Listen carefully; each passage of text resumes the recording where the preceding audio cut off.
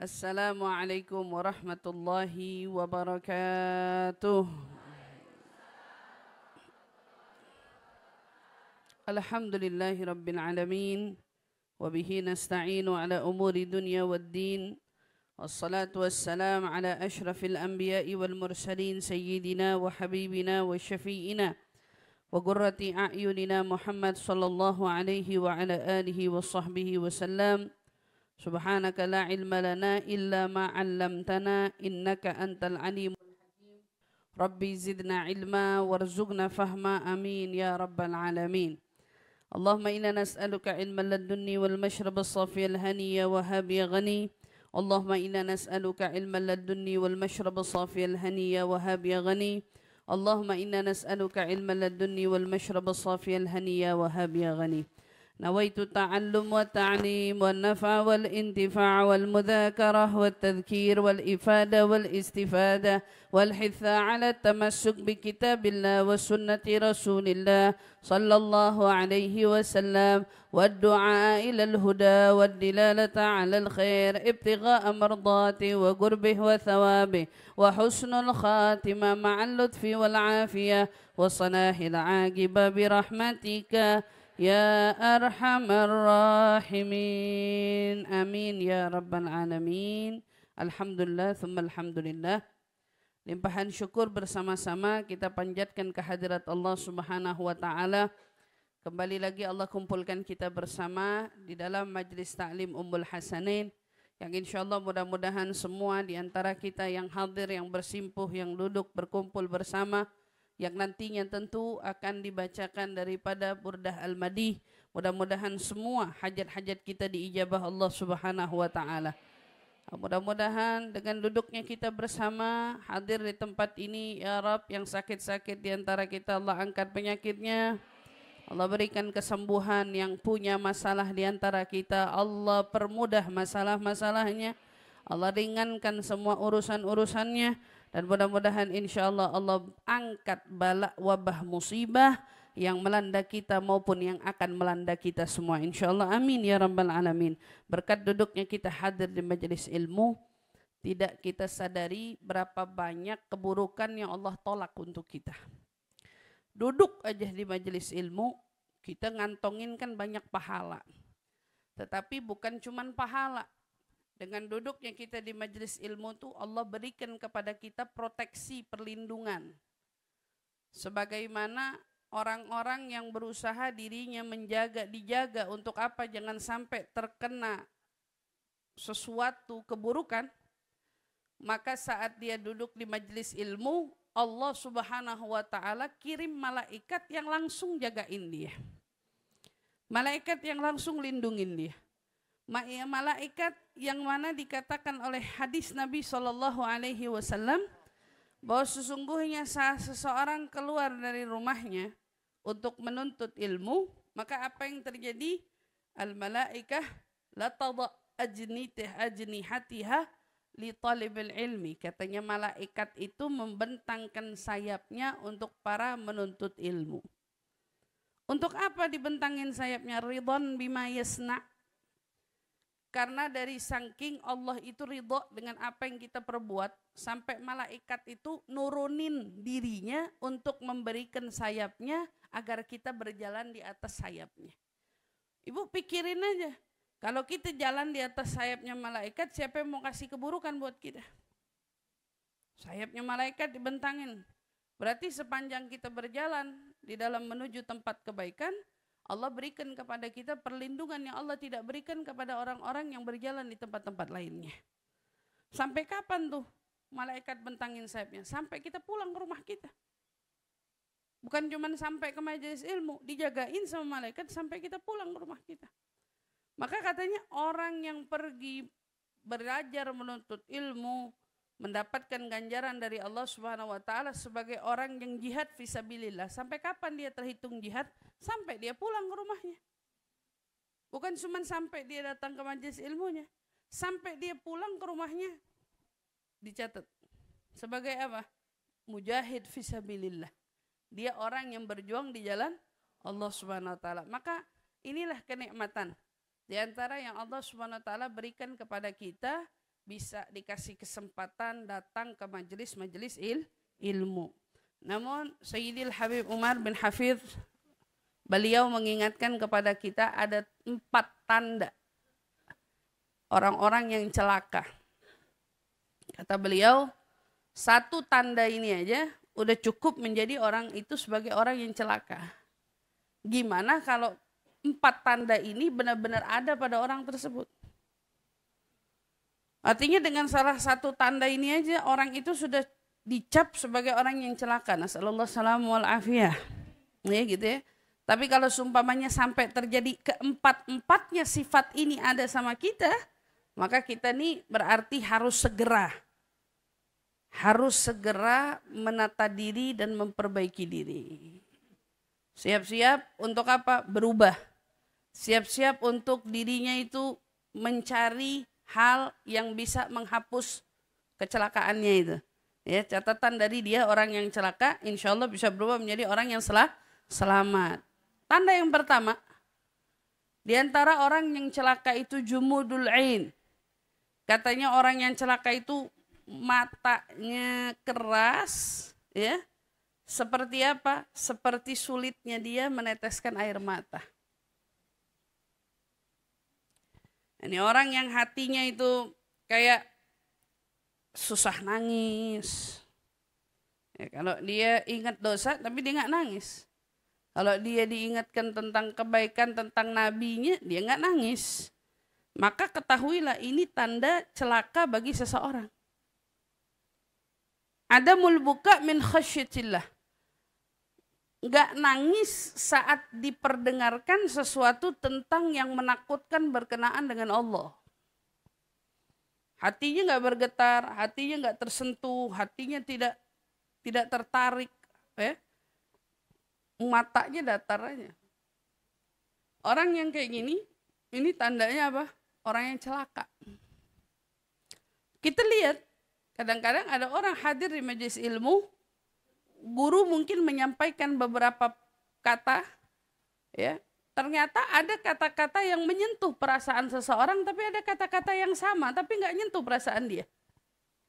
Berarti yang menyampaikan tetap satu orang kan, tetapi satu kata-kata itu bisa masuk ke hatinya seseorang, tapi ada kata-kata itu didengar juga oleh seseorang, hati dia nggak tersentuh apa-apa.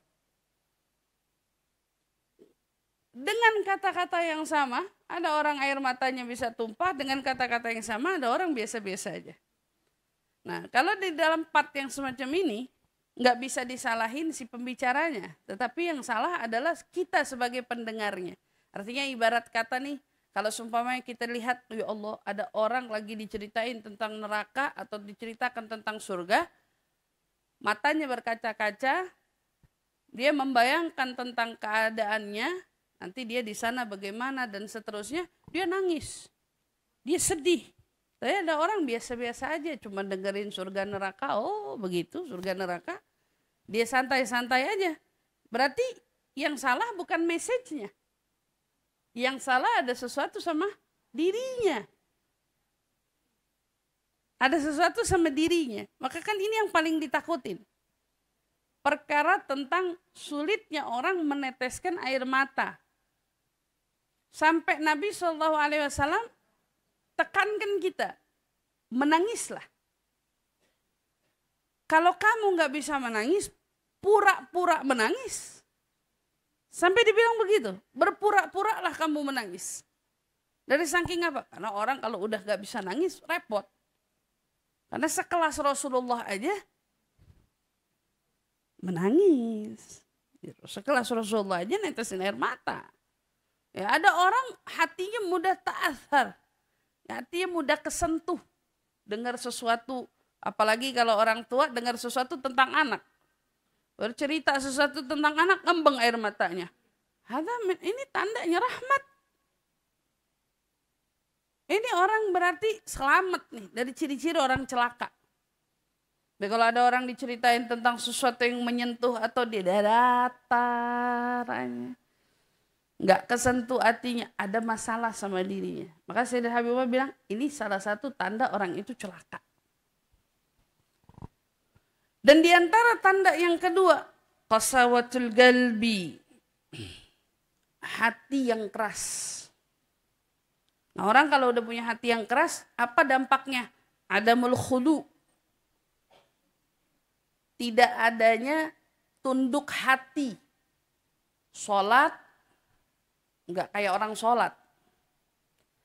Hadir majelis ilmu, nggak kayak orang ngarep ilmu. Orang tuh kan kalau datang ke tempat kebaikan, kan katanya minta ilmu, pengennya dapat ilmu, kan gitu kan. Pada saat seseorang ngarepnya mau dapat ilmu, dia harus tunjukin cerminan kalau dia emang pengen dapat ilmu. Kamu pernah ngelihat anak pengen sesuatu dari kita? Tampang kalau lagi kepengen tuh gimana? Melas. Lebih tepatnya melas. Orang kalau melas berarti kecenderungannya adalah menundukkan dirinya. Ya, arti kata lain seperti itu. Dia kalau melas, dia nunjukin kalau dia tuh butuh banget, pengen banget. Nggak kayak orang udah punya. Nggak kayak orang udah bisa. Nggak kayak orang setengah-setengah butuh. Coba kalau ada anak, mah bagi uang jajan dong. Mintanya cuek gitu. Mah bagi uang jajan dong. Emaknya bisa jawab aja. Ah, kamu juga masih nyimpen kan uang? Gak usah. Ntar aja. Belum butuh-butuh amat. Kenapa? Mintanya selok. Mintanya cuek. Mintanya biasa-biasa aja. Kan gitu. Saat seseorang punya hati keras, maka saat dia disodorin waktunya doa, dia doa biasanya. Rabbana atina fid dunya hasanah wa fil akhirati hasanah wa qina adzaban. Amin. Kenapa? Gak ada khudunya. Gak ada tunduknya. Kagak ada melasnya. Gak ada kayak orang butuhnya. Di saat dia sholat, dia nganggap sholat Allahu Akbar. Bismillahirrahmanirrahim. Allahu Akbar. Gak ada khudunya. Gak ada tunduknya. Gak ada yang namanya cerminan merendahnya. Ini ciri-ciri yang begini. Ciri-ciri apa? Hatinya keras. Kalau hati keras, tanda celaka. Celaka. Nah, emang mestinya kudunya kita gimana? Kalau kita sebagai seorang hamba, kita sebagai hamba merasa butuh kepada Allah Subhanahu wa taala minimal. Ini kan minimal. Kalau kita nggak bisa memelas di setiap waktu, memelaslah di waktu sholat. Memelaslah kamu di waktu berdoa. Kita nggak bisa jadi orang yang memelas terus. Seperti Sayyidina Syekh Abu Bakar bin Salim 40 tahun duduk tawarruk, duduknya orang sholat. Itu kan keadaan seseorang yang merasa dirinya senantiasa memelas kepada Allah. Orang yang menundukkan dirinya kepada Allah. Tapi kita nggak bisa tiap waktu. Kita belajar kalau gitu. Kapan waktunya kita begitu menundukkan diri dengan sungguh-sungguh. Kita belajar untuk memelas sholat. Ternyata sholat lagi belajar juga. Karena kadang-kadang kita sholat benar-benar bisa menghadirkan khudu'nya. Ternyata kadang-kadang enggak. Oh iya, saya ingatkan lagi. Minimal di waktu doa memelaslah kamu kepada Allah. Waktu kita doa, gimana hayahnya? Gimana kira-kira cara kita doanya? Kalau kita doa cuman yang satu tangan begini, yang satu tangan begini. Kalau kita doa dengan yang satu badannya begini, yang satu badan. Atau kita doa dengan caranya orang berdoa. Layaknya orang siap menerima pemberian dari doa. Kamu mau dapat sesuatu yang besar, tangannya begini? Kuat nopangnya. Kalau mau dapat sesuatu yang besar, kuat nopangnya dengan tangan begini. Enggak kuat kita. Maka kalau kamu punya hajat besar, siapin tangannya buat dapat. Siapin tubuhnya buat nerima. Berarti dengan sesuai harapan kita yang besar itu, kita mempersiapkan diri kita untuk menerima yang besar. Jangan mintanya besar tapi tangannya.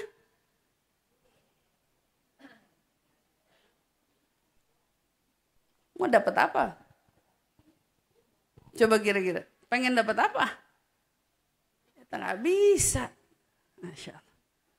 Mau dapat yang besar, tunjukin kepengennya yang besar. Nah, di sini bagian daripada tanda seseorang punya hatinya lunak, maka dia akan selalu menjadi orang yang senantiasa khudu. Khudu artinya menunduk, merendah, memelas, mengibah, memohon, mengharap. Sama orang belajar, menuntut ilmu. Katanya pengen dapat ilmu. Nah, kira-kira penampakan kita dalam keinginan menuntut ilmu, apa yang kita tampakkan dalam diri kita? Keinginan betul-betul mau dapat ilmu dengan khudu atau kebalikannya? Cuek, acuh, santai. Kadang-kadang, Masya Allah, Tabarakallah, saya suka salut sama orang-orang tua. Yang tua-tua, kalau dengerin tausiah, dengerin apa tuh, nyimak, lebih nyimak daripada yang muda. Seriusan. Nyimak, kadang-kadang lebih nyimak daripada yang muda. Dan itu seolah-olah, ya Allah, kalau dibilang umurnya udah banyak, tapi nunjukin diri kayak butuh banget sama ilmu. Nah, kita yang muda-muda, kita harus nunjukin sepatutnya kan lebih penampakan hausnya sama ilmu kayak begitu. Kita dibagiin roti aja berebutan. Dibagiin nasi kotak, kita berebutan. Seolah-olah kita yang paling kepengen, kita yang paling lapar, kita yang paling butuh. Lah mestinya kan sama ilmu juga begitu. Lawannya khudu atau kata lain dari khudu itu, ya, lawannya adalah sombong. Saat orang nggak bisa menghadirkan khudu, ya, arti lainnya adalah dalam hatinya sombong. Orang datang berasa udah punya ilmu, sama yang datang berasa nggak punya ilmu, beda.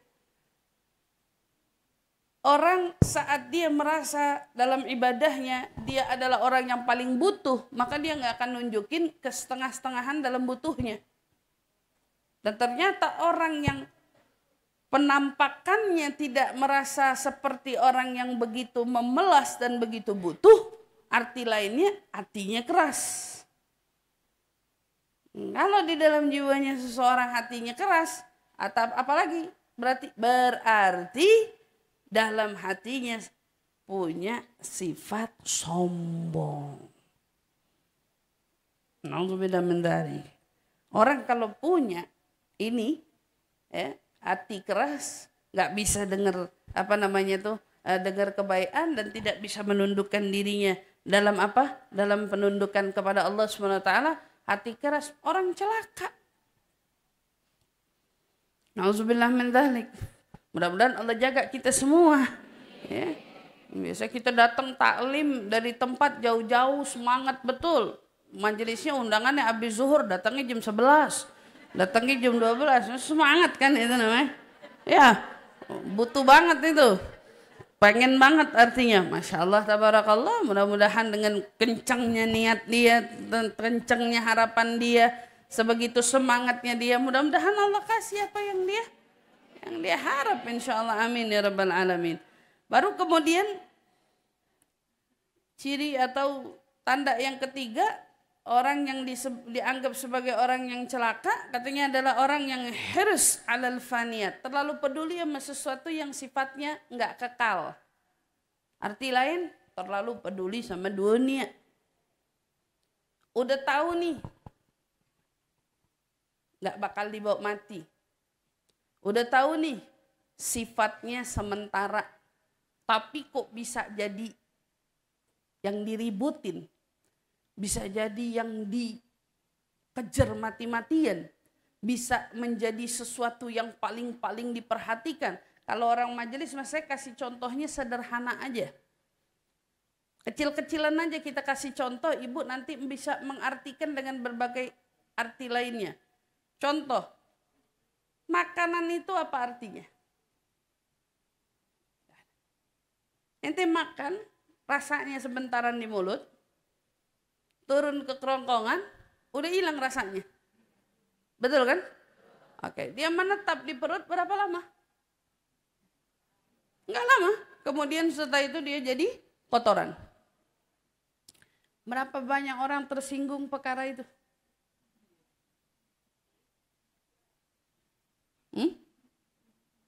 Berapa banyak orang tersinggung perkara risol?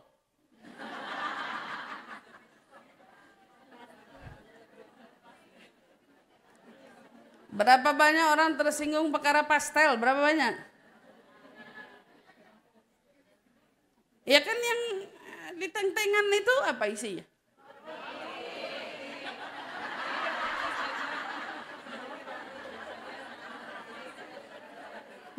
Roti.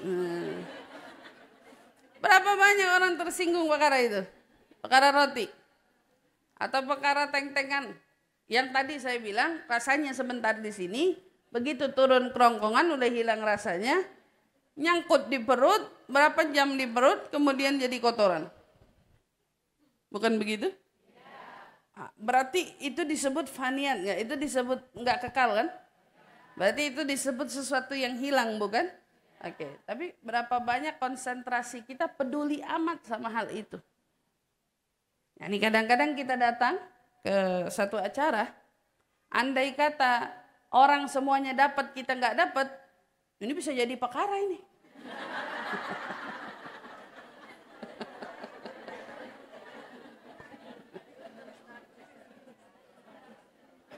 Ya.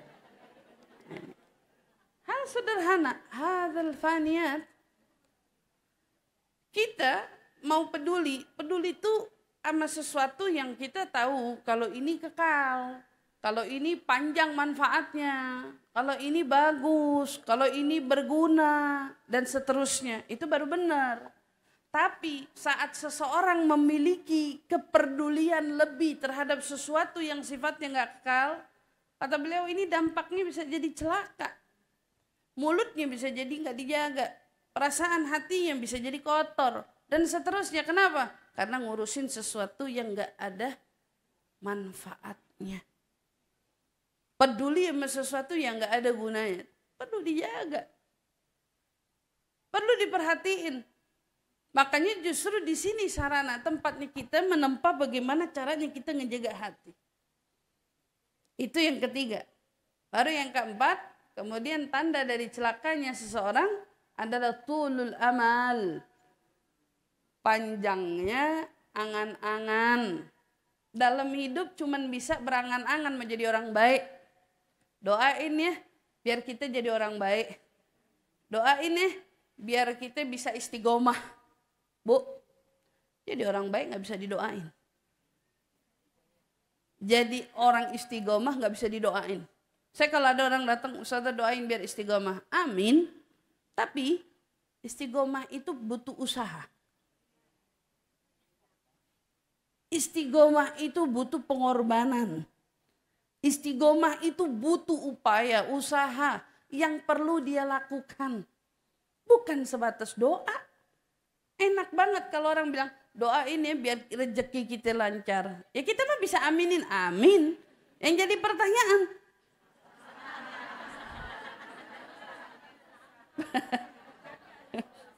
ya mau didoain rezekinya biar lancar, usahanya nggak ada. Ya kita mah aminin aja. Sama kayak orang bilang, ada orang jarang datang di majelis, jarang kelihatan. Sekali kelihatan ketemu kita, salaman. Mungkin nyari minta doa apa ya? Nggak tahu ngomong apa. Ngomongnya, doain ya Ustazah biar kita bisa istiqomah. Ustazah mah nggak mungkin nggak doain, didoain. Mudah-mudahan istiqomah. Tapi yang jadi pertanyaan, kamu gak bakalan bisa jadi istiqomah hanya doa dari gurumu, doa dari ustazahmu. Kau butuh usaha. Bahwa istiqomah itu bukan tentang siapa yang kencang doanya. Istiqomah itu tentang siapa yang mau berjuang di balik doa yang sudah didoakan. Guru saya, Sayyidil Habib Umar, doa. Saya berharap semua murid-murid saya, kata beliau, itu bisa menjadi pendakwah di jalan Allah Subhanahu wa ta'ala. Kita pada saat baca doanya beliau, wah kita seneng. Sayyidil Habib doain kita. Tapi, ada tapinya. Apa kita bisa jadi pendakwah hanya duduk di rumah? Tapi kita mewujudkan doanya. Doa guru saya mengharap muridnya menjadi pendakwah. Maka semua muridnya berlomba-lomba mau jadi pendakwah untuk mewujudkan doa gurunya. Doa cita-citanya. Hari ini orang minta doa sama orang soleh. Doain biar istiqomah. Doain biar istiqomah. Didoain sama gurunya, didoain sama orang soleh. Ya Rab, mudah-mudahan Allah istiqomahin kamu, Allah teguhin hati kamu, Allah subhanahu wa ta'ala permudah jalan langkah-langkahmu. Didoain, tapi jadi pertanyaan, saat kamu didoain, usahamu apa untuk mewujudkan doa gurumu? Gurumu menaruh harap. Orang soleh itu menaruh harap padamu. Ya Rab, senang aneh ente datang. Ya Rab, senang aneh ente hadir. Ya Rab, senang aneh ente bisa duduk dengar tausiah. Senang aneh ente bisa datang ke tempat kebaikan. Yakni dia menaruh harap pada kamu. Yang jadi pertanyaan, kamu yang ditaruhkan harapan itu mau berusaha apa untuk mewujudkan yang didoakan oleh guru-gurumu? Itu sesuatu yang disebut dengan perbuatan. Bukan cuma angan-angan doang. Jangan kita balik. Pengen jadi orang baik, ya Allah doain. Pengen jadi orang rajin doain. Jadi orang rajin doain. Pengen jadi orang istiqomah doain. Gimana? Enggak. Pak orang yang celaka yang cuman punya kepengen. Jangankan tentang akhirat. Ini tentang akhirat aja jika tidak diiringi dengan usaha maka sia-sia. Apalagi kepengennya kamu sama urusan dunia. Pengen, doain, pengen banget punya rumah, doain. Pengen banget punya mobil, doain. Pengen banget, punya motor, doain. Pengen doang. Ya pantas nggak dapat. Dan orang yang celaka yang cuma punya kepengen doang. Kenapa? Karena nggak ada usaha di balik kepengennya, nggak ada upaya di balik keinginannya. Dan ternyata orang yang cuma begitu aja adalah orang-orang yang celaka. Naudzubillah min dzalik. Nasallallahu salamu wal afiyah. Mudah-mudahan Allah jagain kita semua. Allah bisa terus tuntun kita agar kita bisa betul-betul istiqamah di jalan Allah Subhanahu wa taala insyaallah. Amin ya rabbal alamin. Maka kita mau lanjut insyaallah daripada kitab Safinatun Najah. Ya, kemarin kita bahas kemarin belum bahas ya. Di pertemuan kita sebelumnya kita bahas sampai a'dha'is sujud, ya, anggotanya sujud. Maka kita mau lanjut, bagi yang punya kitab boleh dibuka. Saya nggak tahu yang kitabnya halaman berapa itu. Ada kitab? Karena di sini saya bahasa Arab. Yang di bahasa itu halaman berapa? Ma'adha sujud. Tashdidatut tasyahud. Tashdidatnya tasyahud. Halaman 59 yang punya kitab bahasa Indonesianya. Ya. Oke.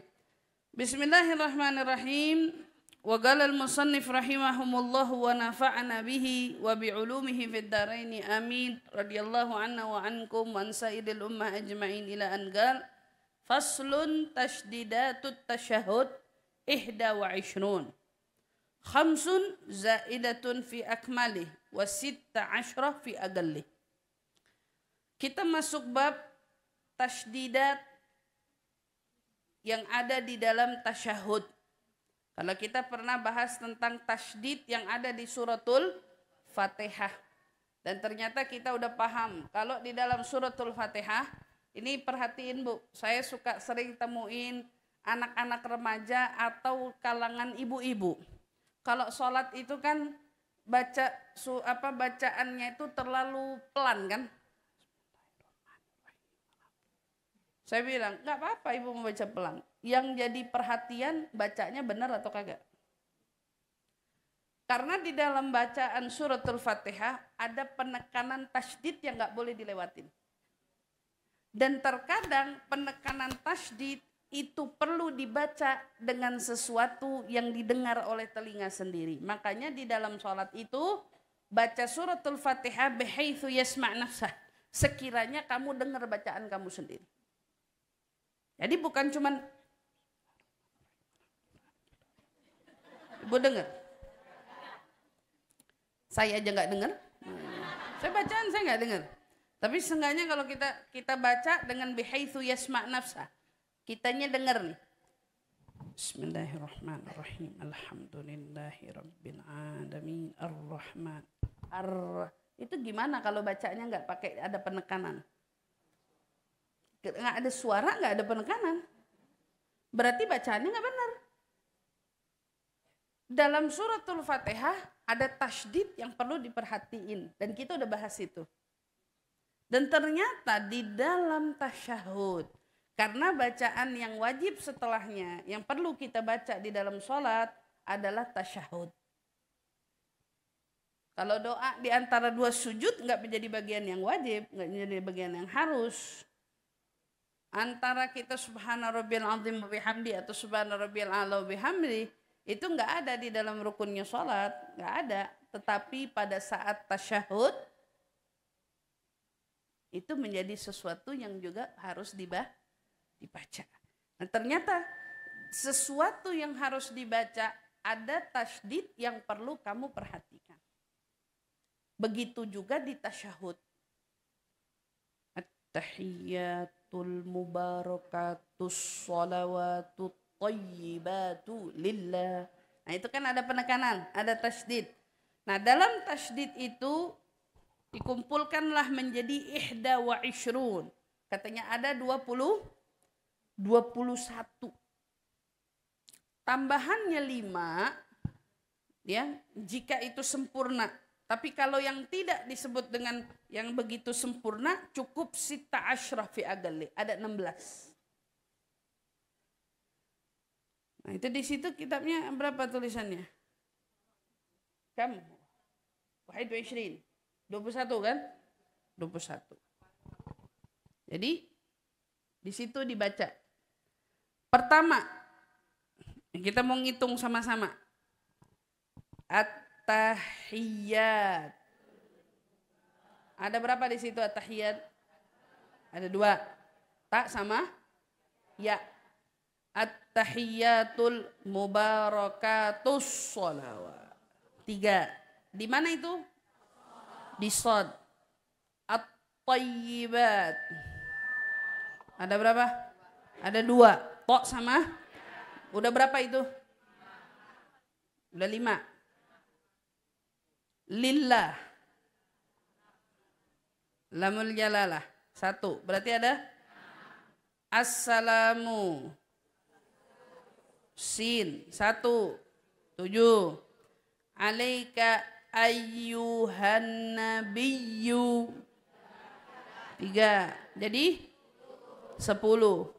Oke. Warahmatullahi. Warahmatullah. Tambah 1. Jadi. Kemudian. Wabarakatuhu. Assalamu. Sin. Berarti. Alaina wa ala ibadillahi. Lamul jalalah berarti udah berapa totalnya? Sholihin. Shadnya berarti asyhadu alla ilaha illallah. Allah 15. Kemudian illallah. Ada berapa tasydidnya? Illallah. Ada 2. Berarti di situ nambah 17. Wa asyhadu anna nun. Berarti di nun 18. Muhammadan. Di dalam mimnya. Berarti ada Muhammadan. Berarti dari situ asyhadu alla ilaha illallah wa asyhadu anna Muhammadar Rasulullah. Muhammadar Rasulullah. Udah berapa tuh? 21. Pas. Hadzafi akmalihi. Ini kan secara sempurnanya. Nah, di dalam bacaan tasydid atau tahiyat, kita kan tahu ada aqallut tahiyah. Tahiyat itu ada paling sedikitnya. Jadi ini kan disebut paling sempurnanya. Ada 21. Nah, kalau kita lagi buru-buru nih, suka nggak sholat mau batal?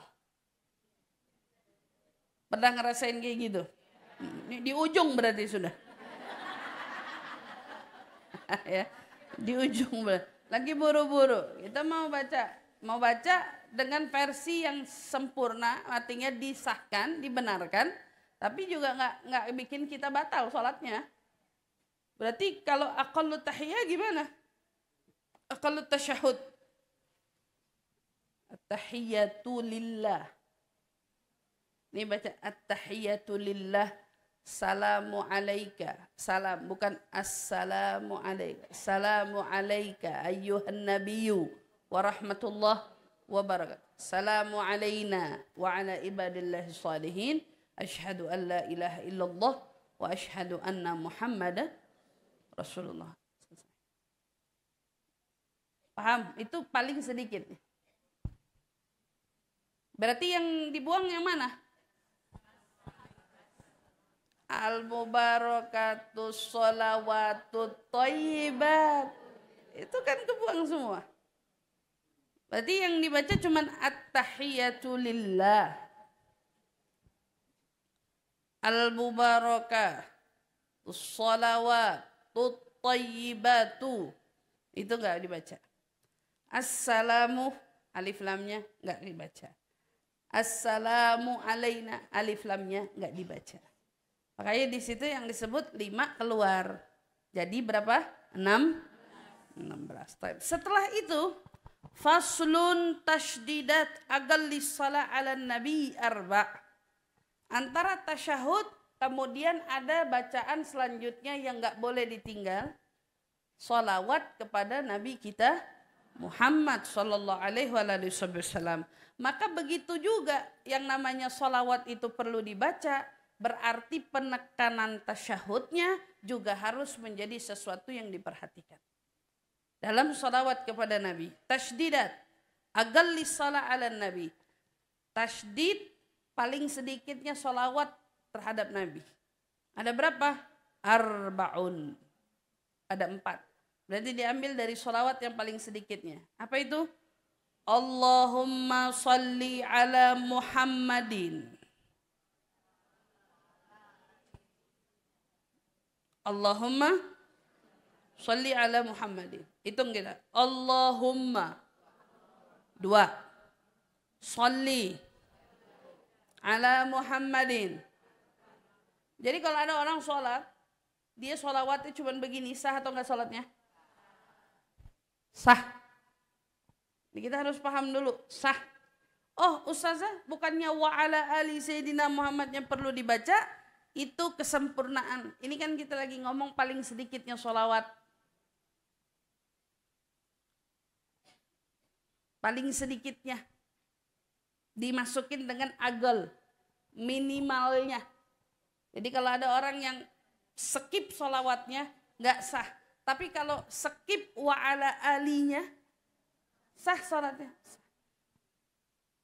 Agal. Ini masuk dalam kategori agol. Dan paling sempurnanya gimana? Allahumma salli ala Muhammad wa ala kama sallaita ala Ibrahim wa ala ali sayyidina Ibrahim wa barik ala Muhammadin wa ala ali sayyidina Muhammad kama barakta ala sayyidina Ibrahim wa ala ali sayyidina Ibrahim fil alamina innaka. Jadi afdalus salat ala Nabi SAW huwa salawat Ibrahimiyah. Salawat yang paling utama itu adalah salawat Ibrahimiyah. Di antara sholawat-sholawat yang lainnya, paling utama sholawat Ibrahimiyah. Nah, makanya kita kan baca sholawat Ibrahimiyah itu jarang. Kalau kita yang rutin baca Khulasah Madad, sholawat Ibrahimiyah biasanya dikutip kalau wirid asar Jumat. Ada sholawat Ibrahimiyah. Itu kita baca jadi wirid. Nah, kita enggak, ibu-ibu mungkin belum sampai ngamalin sejauh itu daripada sholat yang ada di situ. Tapi kita mau ngamalin sholawat Ibrahimiyah, makanya dalam sholat jangan skip sholawat Ibrahimiyah. Biar kita ngerjain sholawatnya secara sempurna. Terus gimana Ustazah antara Sayyidina? Sayyidina banyak kontroversi di luar sana. Yang tidak pakai Sayyidina, sholatnya nggak batal. Ini buat ibu-ibu, jadi jangan gampang nyalahin orang yang sholat nggak pakai Sayyidina. Bagaimana dengan yang pakai Sayyidina?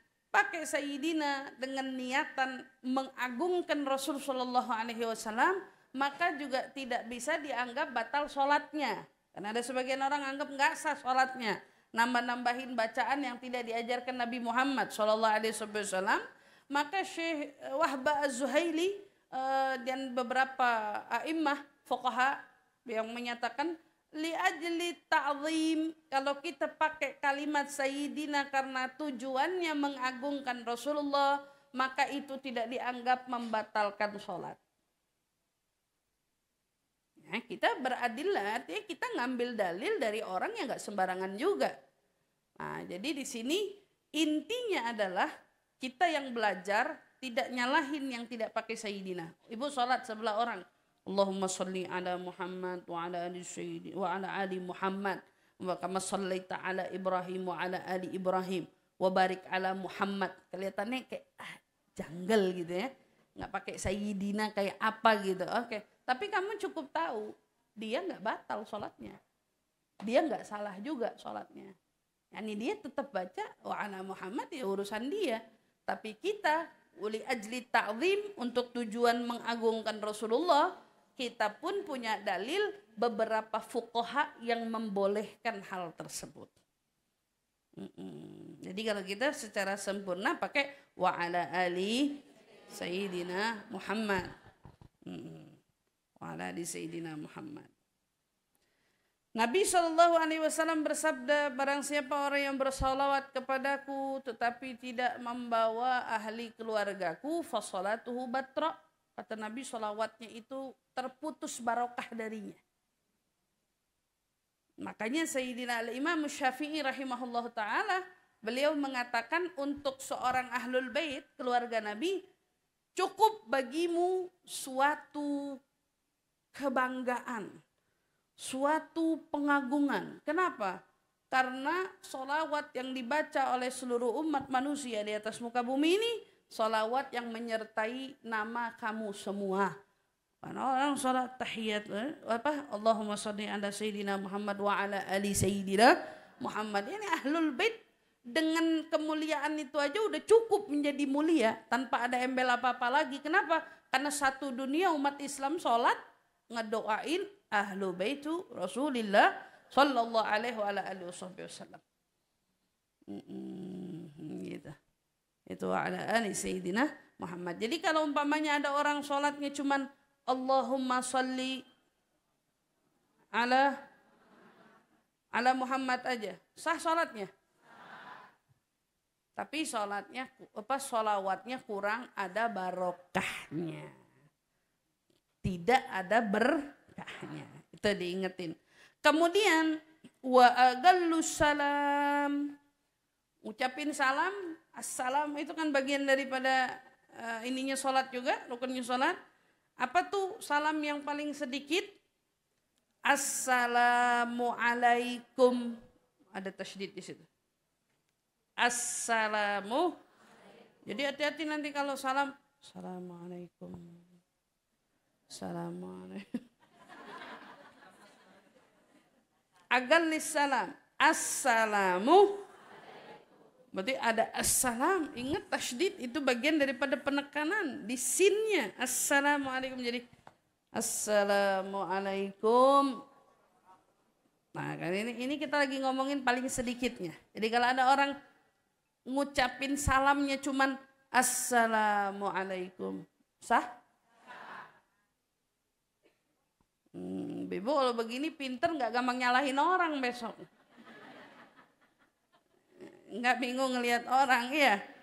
Paling sedikit Assalamualaikum itu udah cukup.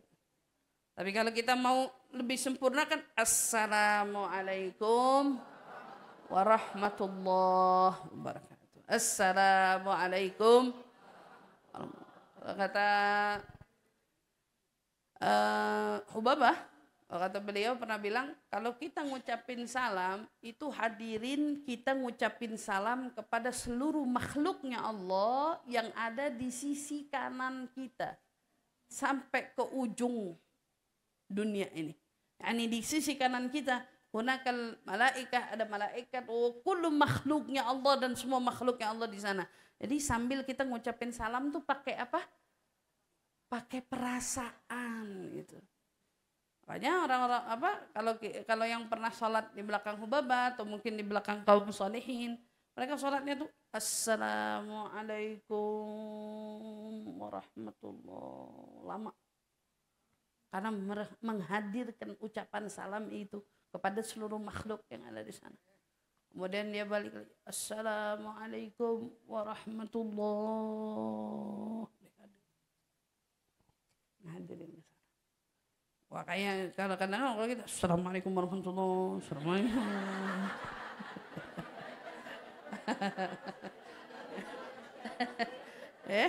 Asal buru-buru aja gitu ngucap. Enggak. Dihadirkan, karena kalau kita melakukan sesuatu diiringi dengan kita menghadirkan rasanya beda gitu ya. Jadi lebih khusyuk gitu perasaannya. Nah, inilah bagian daripada tasydid yang perlu kita perhatikan di dalam sholat, karena tasydid itu menjadi perkara yang juga menentukan keabsahan daripada sholat kita. Maka insya Allah dengan beberapa bagian yang kita pelajari hari ini semakin menambahkan pengetahuan kita dan semakin menyempurnakan tatanan cara sholat kita agar kita semakin beribadah di hadapan Allah dengan cara yang sempurna. Insya Allah amin ya rabbal alamin. Maka ini perhatikan dengan baik, ibu-ibu juga kalau sholat jangan lupa itu didengarkan di telinga dengan baik. Begitu juga ingatkan anak-anak kita, karena banyak dari mereka itu beranggapan kalau doa, kalau bacaan yang penting di hati, maka ingat yang sholat bacaannya dari hati nggak sah sholatnya. Nggak sah sholatnya. Ingat ya, nggak sah. Ibu baca Allahu Akbar. Saya pernah sholat, sebelah saya orang nggak baca apa-apa. Saya husnudzon, bukan dia nggak bisa bacaan, mungkin dia baca tapi dibaca di hatinya, itu nggak sah. Ya, kalau sholat dibaca, saya ingatkan lagi dibaca, suratul Fatihahnya dibaca dan juga bacaan-bacaan lainnya dalam sholat itu dibaca.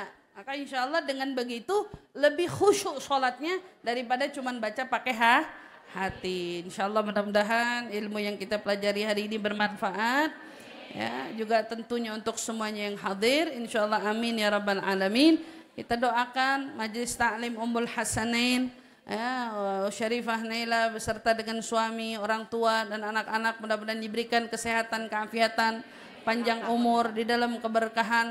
Orang tuanya yang sedang ulang tahun kita doakan mudah-mudahan panjang umur, sehat afiat, qabul hajat, mudah-mudahan senantiasa diberikan kebahagiaan, bahagia dunia, bahagia akhirat, insyaallah amin ya rabbal alamin. Dan mudah-mudahan Allah SWT kabulkan daripada sahibatul hajah, majlis taklimnya tambah barokah, rumah tangganya tambah barokah, rezekinya tambah barokah, insyaallah amin ya rabbal alamin.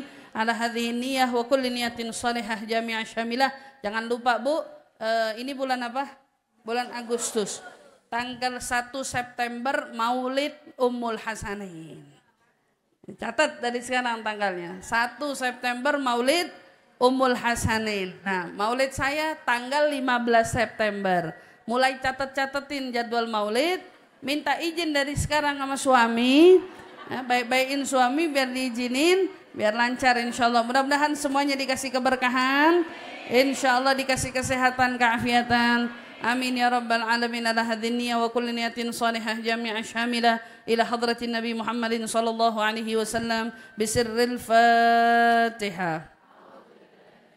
Bismillahirrahmanirrahim. Alhamdulillahi rabbil alamin arrahmanir rahim maliki yaumiddin iyyaka na'budu wa iyyaka nasta'in ihdinas siratal mustaqim siratal ladzina an'amta 'alaihim ghairil maghdubi 'alaihim waladdallin. Amin amin ya rabbal alamin. Terima kasih Ibu semua atas segala perhatiannya. Mohon maaf saya tidak bisa ikut sampai akhir. Insyaallah kita ketemu lagi dalam kesehatan. Kurang lebihnya mohon maaf. Wassalamualaikum warahmatullahi taala wabarakatuh.